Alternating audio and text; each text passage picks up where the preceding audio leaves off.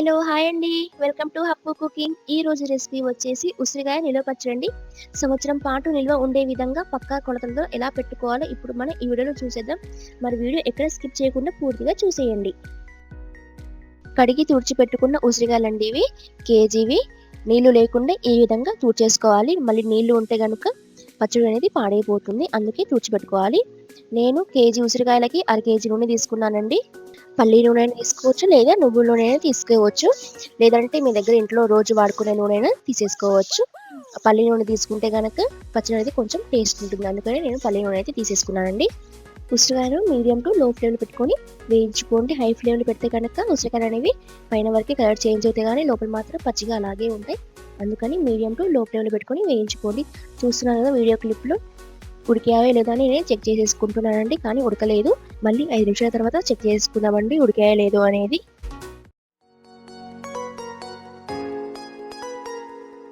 చూస్తున్నారు కదా పర్ఫెక్ట్గా మగ్గిపోయాయండి. ఇలా ఫోర్క్ గుచ్చితే అని కనుక ఈజీగా లోపలికి దిగాలి, అప్పుడే పర్ఫెక్ట్గా మగ్గిపోయాయంటూ. ఇప్పుడు దించేసుకొని అందుకు కావాల్సిన ఇంగ్రీడియంట్ అనేది చూసేసుకుందాం.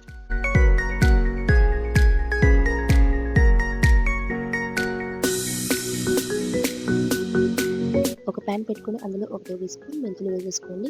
మెంతులు గట్టిగా ఉంటాయి కాబట్టి ముందుగా వేయించుకోవాలి. తర్వాత 1 టేబుల్ స్పూన్ జీలకర్ర వేసేసుకొని కూడా బాగా కలిపేసుకోండి.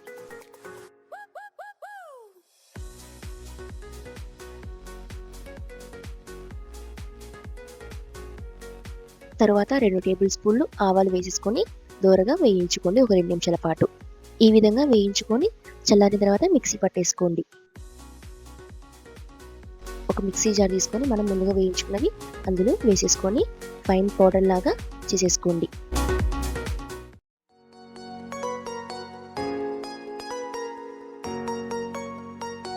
ఈ విధంగా ఫైన్ పౌడర్ చేసుకున్న తర్వాత అందులోనే 10 వెల్లుల్లి దెబ్బలు వేసేసుకొని కచ్చపక్కగా ఒకసారి తిప్పుకోండి.